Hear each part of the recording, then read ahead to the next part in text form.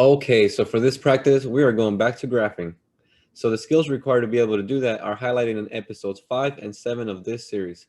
Since I will be using terms and ideas from those videos, I highly suggest that you're familiar with them. All right, so before we get started with some graphs, let's just do a little bit of thinking about some things that we know about exponents. All right, I have two expressions down here, and I want you to think, is the expression getting larger or is it getting smaller? In terms of its value. So for example, look at this one here. It says we're starting with 3, start with 3, and repeatedly multiply by 2. Are those numbers going to get larger or smaller? 3 times 2 is 6, times 2 is 12, times 2 is 24, times 2 is 48, times 2 is 96. I don't even know. I think that's right. But that's the idea. You see the numbers are getting larger and larger. And another way we can think about it is that expression growing or is it decaying? The opposite in this case will be decaying if you have heard those terms in science class, or if this is the first time you hear in math class. They has to do with exponents. Maybe you have heard the term exponential growth and exponential decay, meaning two terms, not one term. All right, so that's where we will go.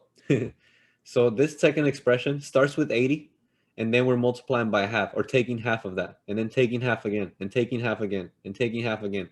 Does that seem to be growing or decaying? This one starts with 80, times 1/2 is 40, take a half is 20, take a half is 10, take a half is 5. Is that, are those numbers getting larger or smaller, growing or decay? So it is what's going on there. And I'm going to use those new terms. This is growing. And this one will grow without bound towards infinity. And this one's decaying.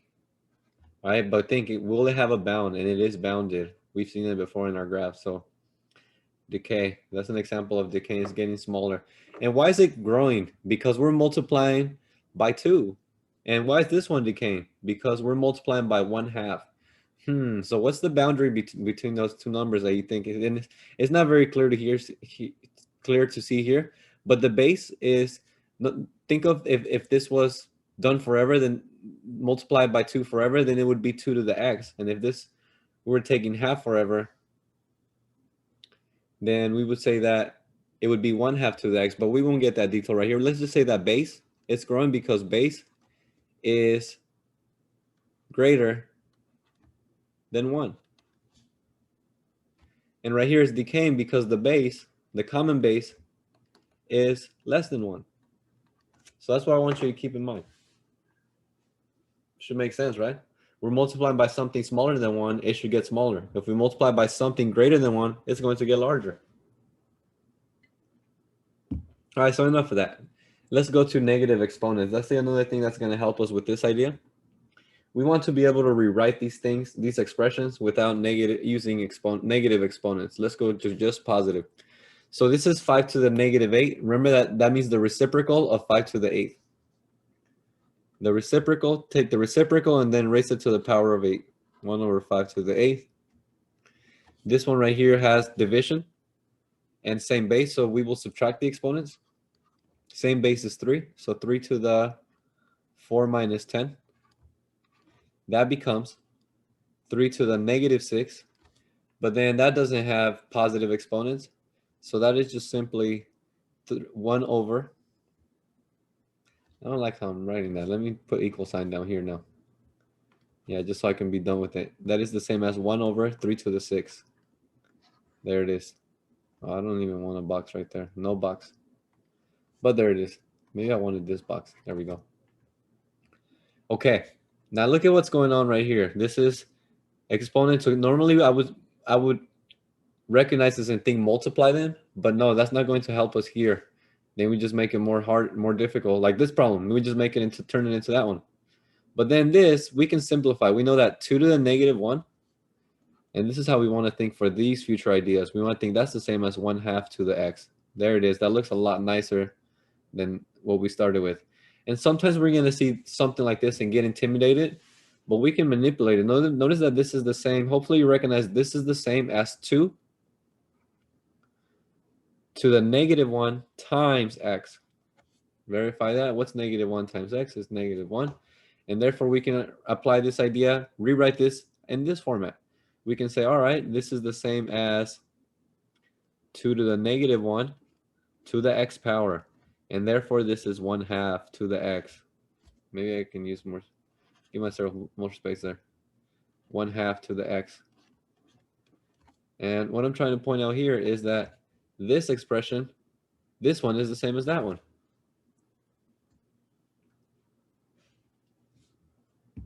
All right, when we see something like this, we can think, oh, it's the reciprocal. Take the reciprocal and then raise it to the power of 1, or just take the reciprocal. 1/2 to the -1 is 2 to the first. That's just 2 to the first. Take the reciprocal and then raise it to the power of 1.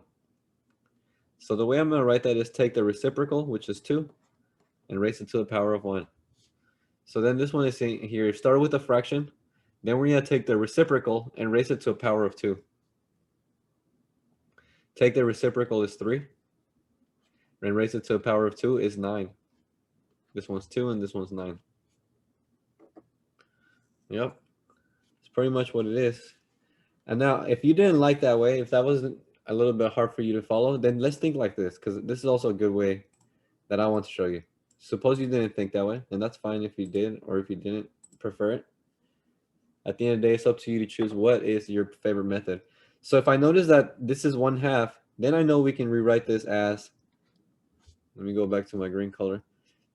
Then can we rewrite this as, oh, that's not right.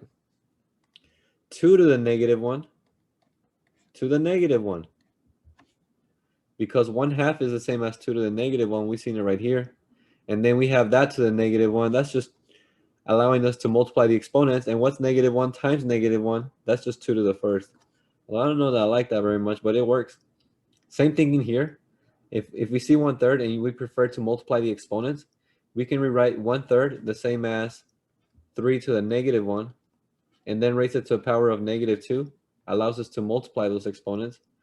If we do that, we get an exponent of 2. -1 times -2 is 2. So again, we get a 2 and a 9. I don't know, whatever you prefer. Either way, you have to figure out a way that makes the most sense to you. So let's see how all of this information, we haven't even started sketching yet, but let's see how all of this information will make that process a lot more simple and easy to understand. We have 6 graphs to explore for this one. Great. First one is the parent function with base 2. So hopefully you recognize that base is greater than 1, so it should be growing. Definitely growing, not decaying. And we haven't seen an example of decay in a graph yet, so that's pretty cool that we're going to see that next. We know that for these exponential graphs, they have a common point of 0, 1. It happens to be a y-intercept. When the exponent gets positive, this graph grows without bound really fast. And as the exponent gets negative and more negative and more negative, it's getting smaller and smaller since we're taking reciprocals of really large numbers. But that graph is getting closer to a boundary. Y = 0. There it is. Should look something like that. And at this point, hopefully that's not too long of a process for you. All right, but we haven't seen this yet in the fact that we haven't graphed it. But I want you to think, remember, this is an example of, this was exponential. This is what we call exponential growth. And I don't know why I wrote it so slanted like that, but that's the idea, exponential growth, because now I can talk about the base. The base A was, and we know that because A was greater than 1. We're multiplying by 2. That means we're doubling every time. Okay, so for this one right here, the base, notice that it's, and we'll write that later, but the base is not greater than 1. Now it's smaller. Now we're multiplying by half. What happens when we multiply something by half? Will it be an increase, a function that's growing and increasing like this one, or will it be decaying and decreasing? Right? Well, what makes sense? If you're multiplying by half, it's getting smaller. But the nice thing is, what's any base to the 0 power? As long as this is not 0, we're okay. It's 1/2. It's not 0, so we're okay. What's 1/2 to the 0 power? It is still a 1. So that's the cool thing about it, is that it still has that common point, 0, 1. But when the exponent is positive, notice that this is going to decay. And it will have a boundary. What is that boundary? It is, guess what it is? It's y = 0. And remember that when we had a negative exponent, For these type of problems, we did a few examples here. When the exponent is negative, we get a larger number. And this one here got even larger. So for these, rather than calling it an example of exponential growth, this is what exponential decay looks like. And if you think about it, it's just a transformation of the parent graph. That's what I want you to think. Exponential decay, and I'll try to write this more straight in a straight way, straight lines. Exponential decay. And guess what? It's a transformation of this. It occurs when a is less than 1. But it's just a transformation, and hopefully you realize it's a horizontal reflection. It's a reflection of this one across the y-axis. If you're familiar with transformations, that's what it means. That's what it means. Otherwise, I'm going to show you a way to get around it, because this is, when you see negative x in transformations, you should probably recognize this as a horizontal, I'm sorry, in this case, yeah, horizontal reflection. But I'm going to show you a way to get around it for this one. And I've shown it to you already before. This can be rewritten as y equals 2 to the negative 1 times x. And we said that that was the same as y equals 2 to the negative 1 is 1/2 to the x power. I guess I skipped a little bit of work. It should have been like this: 2 to the negative 1, take the reciprocal, and then raise it to the power of x. This means take the reciprocal, which is right there, take the reciprocal, and raise it to the power of x. So we know that these two are the same. These two are the same equations. That's pretty cool. You should hopefully recognize that in future practices. It'll save you a lot of time. They're the same. They look nothing alike at first. But this is another example, another form of exponential decay. Exponential decay. And that's when the exponent is negative. So there's two ways you could probably recognize it. I'm going to abbreviate that. Exponent is negative. That's the main idea. So the exponential decay looks in two ways. The graph doesn't change. It still goes through 0, 1. And it still has that shape of the horizontal reflection. Because if you do know transformations, that's what that implies. And there's two ways that I hope you recognize it as. If it's given to you like this in this format, it's because you notice that the base was less than 1. If it's in fraction form. But if it's not in fraction form, if it's in base 2, then you're looking whether the exponent is positive or negative. Those are the two ways you can recognize it. The positive one, there's only exponential growth. There's only one case, so you will not see it as 1/2 to the something. So we're okay in that regard. All right, what can we do with that? We can give it a vertical scale like we did in episode 7. So if you're not familiar with vertical scaling, refer back to that video. I like to give you a chance to see if you can do these by yourself first. If you do not want to do that, or if you've already done that and paused it, let's check now. So I'm going to ignore the 12th part first. Pretend the 12th was not there. And I ask myself, what do I recognize this one as? Just the 1 4 over x. Is that exponential growth or exponential decay? It is a fraction that's less than 1. I recognize that as the base, so I recognize decay. But remember that normally our point would be going through 0, 1 if there were no vertical scale. But in this case, that's not what's going on. It's not as simple as these right here. There's a 12 in front of it as a vertical scale factor. So think of the point that was 0, 1. Now it's 12 times larger. So if the common point was 0, 1 and we multiply by 12, what's going to be that new point that is scaled by? It is 0, 12. So what I want you to think is 0, 1 is not really part of the graph. I was using that as a point of reference. And you can see what used to be 0, 1, now it's that many times larger. Now it's up here at 12, and that's easy to see in the equation. And then I ask myself, grow or decay? It's definitely decaying. Oh no, what happened there? Oh, I see what happened. Forgot to go back to my pen. And it's decaying. Still going towards the same boundary. That doesn't affect it, but it just takes a little longer to get there. It's still going towards y equals 0. And on the left side of the y-axis, it's going to grow. What it looks like, I'm sorry, it's going to decay even faster. I'm sorry, it doesn't grow, I'm sorry. It's decaying faster. Yep, something like that. And that's everything that I would label up to this point. In the future, I'll show you how to label more. All right, so for this problem right here, same idea. I say growing or decaying. And because the emphasis of this video is decay, they're all going to be decay. I'm not going to lie.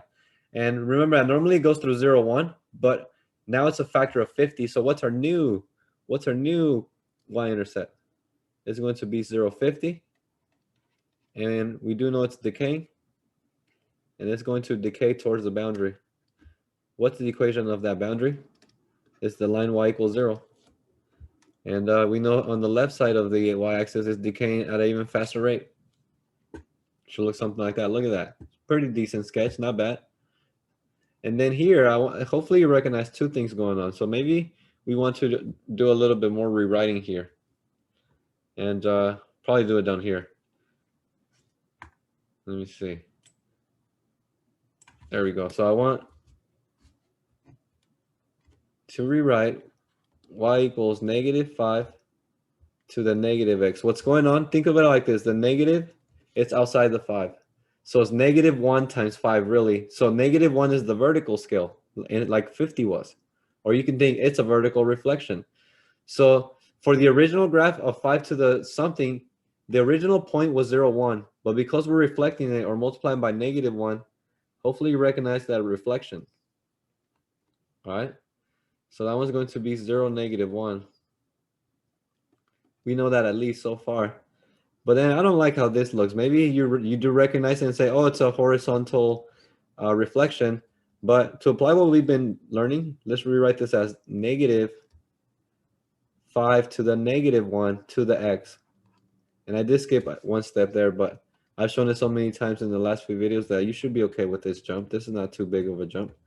And then I will recognize this as y equals -1/5 to the x to know, oh, this is definitely decay. But if you knew that a negative exponent also meant decay, then you're fine. So that means that decaying, but be careful, it was reflected. So it's going to go towards the y-intercept like this. But in this case, decay looks like the function is now increasing. But the only reason why that happens is because it was reflected vertically. The line of symmetry is still y equals 0. I'm sorry, not line of symmetry. Oh man, that's bad that I said that. The boundary line is y equals 0. This is definitely not a line of symmetry. Okay, so that's the main idea for the transformation known as exponential decay for these type of exponential equations. I hope that you're okay with these so far, because we won't be using transformations for quite a while. We have everything that we need to start applying it to applications of exponents very soon. So I hope that you have a great rest of your day and you hear me talk about more math ideas in the near future. All right, so this is it. Goodbye.